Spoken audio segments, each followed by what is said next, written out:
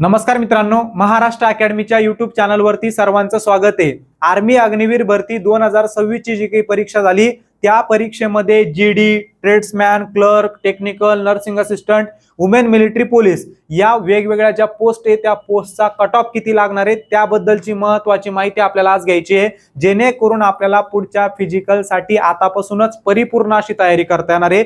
तर सगळ्यात महत्त्वाचं म्हणजे ही अपडेट तुम्ही बघितली असेल, त्यांनी स्पष्टपणे सांगितलेलं आहे की जुलै महिन्यामध्ये तुमचं फिजिकल सुरू होणार आहे। मग काही मुलांचं जुलै महिन्यामध्ये होईल, काहींचं थोडं उशीर होणार आहे। फेज वाईज तुमचं त्या ठिकाणी फिजिकल होत असतं। या बातमीमध्ये बघा, जुलाई में क्या होगा, तर अग्निवीर भर्ती की जो की फिजिकल है रॅली है वो कंडक्ट की जाएगी। म्हणून आपल्याला आतापासूनच फिजिकलच्या तयारीला लागायचं आहे, जेणेकरून काय होणार, आतापासून तुम्ही तयारी केली तर फिजिकल मध्ये तुम्हाला पैकीच्या पैकी मार्क मिळतील आणि याचाच फायदा तुम्हाला फायनल मेरिट लिस्ट मध्ये होणार आहे। कारण पेपरला कमी मार्क जरी आलेले असले तरी इकडचे रॅलीचे मार्क आणि पेपरचे मार्क असे एकत्रित करून तुमचा स्कोर वाढणार आहे आणि त्या स्कोरच्या आसपास जो काही कट ऑफ लागणार समजा, तर तुम्ही तो कट ऑफ पार करणार। पण केव्हा? ज्यावेळेस तुमच्या फिजिकलला पैकीच्या पैकी मार्क तुम्ही मिळवणार आहे त्यावेळेला।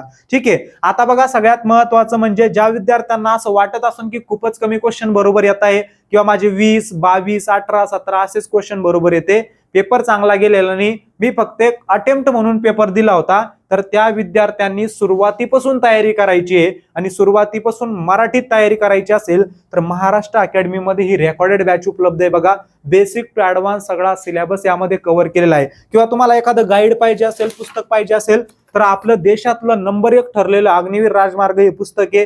यामध्ये सगळा सिलेबस सुटसुटीत पद्धतीने तुम्हाला दिलेला आहे। जवळच्या दुकानामध्ये जाऊन तुम्ही हे पुस्तक बघू शकतात, जेणेकरून कशा पद्धतीने आपल्याला अभ्यास करायचा आहे, कोणकोणत्या घटकांचा करायचा आहे, तर ते सगळं तुमच्या लक्षामध्ये येणार आहे। आता बघा, आपले महाराष्ट्रामधील हे महत्त्वाचे आरो बघा, पुणे झालं, मुंबई झालं, संभाजीनगर, कोल्हापूर, नागपूर, तर या एरो वाईज तुमची जे काही रॅली आहे ते एरो वाईज होत असते। मग कधी कधी कोणाची लवकर होणार आहे, कधी थोडीशी लेट होणार आहे, इकडं तिकडं होणार आहे, पण सगळ्यांची लवकरात लवकर होणार आहे एवढं सगळ्यांनी लक्षात ठेवायचं आहे।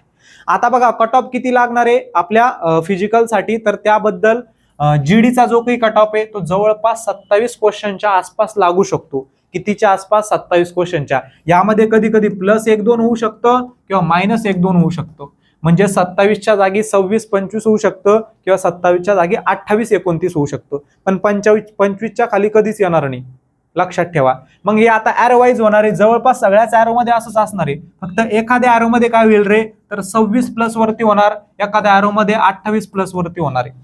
पण शक्यतो मी तुम्हाला ही सरासरी काढून सांगितलेली आहे की हे सगळे जे काही एरो आहे या arrow wise cut off GD साठी 27+ लागू शकतो। म्हणजे ज्या ज्या विद्यार्थ्यांना 26 ते 27+ क्वेश्चन बरोबर येते त्यांनी आतापासून तयारी करायची। मग ज्यांचे 25+ बरोबर आहे त्यांनी तयारी नाही करायची का? त्यांनी पण चालू ठेवायची आहे तयारी।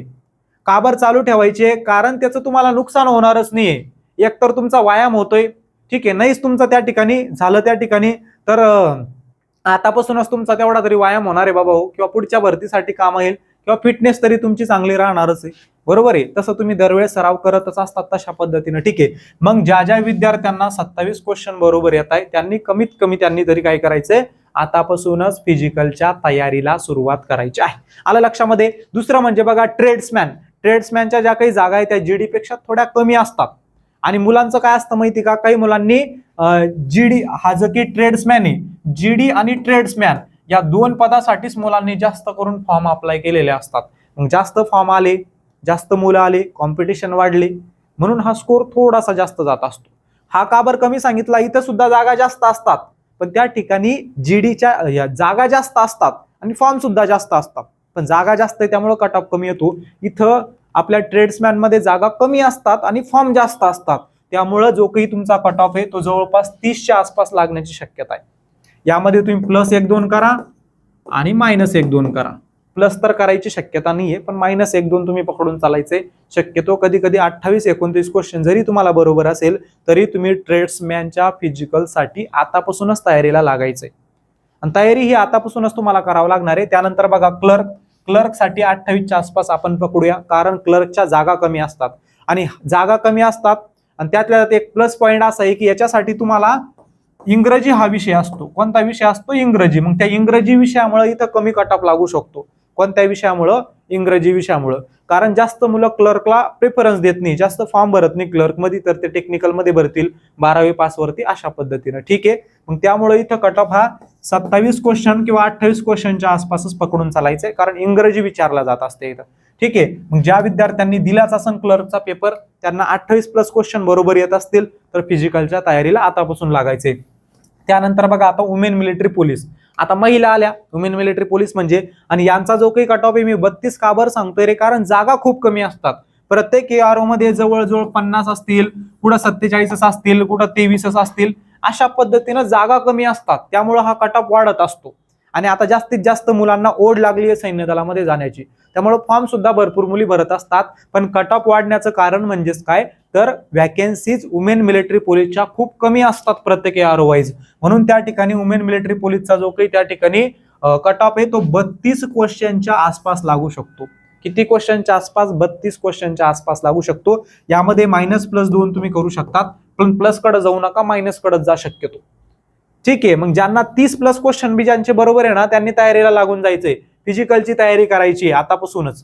ठीक आहे, त्यानंतर बघा नर्सिंग असिस्टंटच्या जागा खूप कमी असतात, त्यातल्या त्यात परमानंट ही नोकरी आहे, मग जास्त मुलांना असं वाटत असतं की परमानंट नोकरी भेटली पाहिजे, म्हणून त्या ठिकाणी कॉम्पिटिशन वाढत असतं, जागा कमी फॉर्म जास्त, त्यामुळे होतो काय, त्याचा इम्पॅक्ट कट ऑफ वरती होत असतो.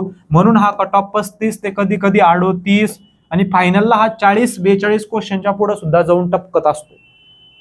हे सगळ्याचं टेन्शन घेऊ नका, यामध्ये नॉर्मलायझेशनचे मार्क तुमचे ऍड होणार आहे. अजून कसे ऍड होणार आहे, कारण तुम्हाला त्या ठिकाणी एखाद्या शिफ्टमध्ये पेपर अवघड आलेला असणार आहे, तर तुम्हाला नॉर्मलायझेशन मुळेच तुमचे कधी कधी 3-3, 5-5, 6-6 क्वेश्चनचे मार्क सुद्धा वाढू शकतात, अजून असं सुद्धा होऊ शकतं. ठीक आहे, फक्त ते तुम्ही पेपर कोणत्या शिफ्टमध्ये दिलेला आहे, त्या शिफ्टमध्ये पेपर किती अवघड आलेला आहे, किती सोपा आलेला आहे, तर यावरती ते डिपेंड असणार आहे. पण सध्या तरी नर्सिंग असिस्टंटचा जो काही कट ऑफ आहे तो 35 क्वेश्चनच्या आसपास पकडून चालायचंय फिजिकलसाठी. ठीक आहे, मग ज्यांनी नर्सिंग असिस्टंटचा पेपर दिलेला आहे, ज्यांना 35 क्वेश्चनच्या आसपास बरोबर येत आहे, त्यांनी काय करायचंय, तर फिजिकलची तयारी सुरू करायची आहे. टेक्निकलचं जे काही आहे बघा ते 29 क्वेश्चन किंवा 28 क्वेश्चन आपण पकडून चालूया. ज्यांनी टेक्निकलचा फॉर्म भरलेला आहे तिथं 28-29 क्वेश्चन, जागा कमी असतात टेक्निकलच्या खूप, आणि त्यामध्ये पुन्हा एक प्लस पॉईंट आपण काय म्हणू शकतो की फिजिक्स केमिस्ट्री हा विज्ञानचा भाग जास्त विचारला जात असतो, म्हणून हा कट ऑफ कमी येत असतो इकडं, नाही तर हा अजून जास्त गेला असता 34-35 वरती. ठीक आहे, पण जागा कमी असतात, आणि प्लस पॉईंट म्हणजेच काय, तर तिथे विज्ञान जास्त विचारलं जात असतं टेक्निकल सिलेबसमध्ये, त्यामुळं हा जो काही कट ऑफ आहे तो 29 ते 30 क्वेश्चनच्या आसपास असण्याची शक्यता आहे. मग ज्या ज्या विद्यार्थ्यांना ऍव्हरेज कट ऑफ मी सांगतोय, ज्या ज्या विद्यार्थ्यांना 27 ते 28 क्वेश्चन बरोबर येत आहे, कोणतीही परीक्षा दिलेली असू द्या, आता प्रत्येकानं 2-2 तरी कमीत कमी त्या ठिकाणी पेपर दिलेले असणार आहे, कोणी जीडीचा, कोणी ट्रेड्समॅनचा, कोणी जीडी सोबत क्लर्कचा दिलेला असणार आहे, कोणी जीडी सोबत टेक्निकलचा दिलेला असणार आहे, कोणी जीडी सोबत नर्सिंग असिस्टंटचा दिलेला असणार आहे. ठीक आहे, तर ज्या ज्या विद्यार्थ्यांचे 27-28 क्वेश्चन कमीत कमी बरोबर येत आहे ना, त्यांनी आतापासून तयारीला लागायचे. ठीक आहे, त्यात तुमचे नॉर्मलायझेशनचे मार्क ऍड होणार आहे, अजून ते ऍड झाल्यानंतरचा हा सगळा कट ऑफ मी तुम्हाला सांगतोय आतापासूनच. मग ज्यांना एखाद्याला पेपर अवघड गेला असेल, त्यांच्या शिफ्टमध्ये अवघड पेपर आला असेल, तर त्यांनी प्रत्येकानं काय करायचंय, ह्या कट ऑफ पेक्षा 1-2 क्वेश्चन कमी जरी बरोबर येत असेल तरी आतापासून तयारीला लागायचे, जेणेकरून आतापासून जर तुम्ही तयारी केली तर तुमचं सिलेक्शन नक्की त्या ठिकाणी होऊ शकतं. कारण फिजिकलला पैकीच्या पैकी मार्क मिळतील, फिजिकलला पैकीच्या पैकी मिळाले, आणि इकडे एखाद्या परीक्षेला कमी जरी आलेले असले समजा, ठीक आहे, म्हणजे कमी जरी आलेले असले तर ते कॉम्बिनेशन मिळून तुमचा स्कोर हा ऑटोमॅटिक चांगल्या पद्धतीने होणार आहे, आणि शेवटीला फायनली जो कट ऑफ लागणार आहे त्या कट ऑफ मध्ये मग तुमचा स्कोर वाढलेला असणार, मग नक्कीच तुमचं सिलेक्शन त्या ठिकाणी होणार आहे. तर अशा पद्धतीने तुम्हाला मी एक अंदाज सांगितलेला आहे बघा कट ऑफचा. इथं +-1 क्वेश्चन इकडे तिकडे होऊ शकतात, पण माझं तर सांगणं आहे ज्या ज्या विद्यार्थ्यांचे 26-27 क्वेश्चन बरोबर आहे त्या प्रत्येकानं फिजिकलच्या तयारीला लागायचंय. पण आता मला सांगा, जर तुम्ही फिजिकलची तयारी केली नाही आणि नंतर कट ऑफ लागला 25 वरती, 26 वरती, तर मग तुम्हाला असं वाटतं पहिल्यापासून तयारी केली असती तर बरं झालं असतं. आणि मला सांगा, तुम्ही आतापासून तयारी करताय आणि समजा कट ऑफ लागला 30 वरती आणि तुम्हाला समजा 27 क्वेश्चन बरोबर, तर तुमची रनिंग वाया जाणार आहे का? त्याचा काही तोटा होणार आहे का? नाही, तुमचाच व्यायाम झाला, तुमच्या शरीराला त्याचा फायदा झाला. ठीक आहे, म्हणून शक्यतो आतापासून सगळ्यांनी तयारी करायची आहे. ठीक आहे, अशा पद्धतीनं. आणि लक्षात ठेवा ही महत्वाची न्यूज की तुमचा जो काही निकाल आहे, तुमचा जो काही कट ऑफ फिजिकल आहे ते जुलै महिन्यामध्येच होणार आहे, म्हणून तयारी आतापासून करा. आणि प्रत्येकानं सांगायचंय तुमचे किती क्वेश्चन बरोबर आलेले, कशामध्ये सांगायचंय, कमेंटमध्ये सांगायचं आहे. आणि कागदपत्रावरती व्हिडिओ आपण लवकरच बनवणार आहे. धन्यवाद.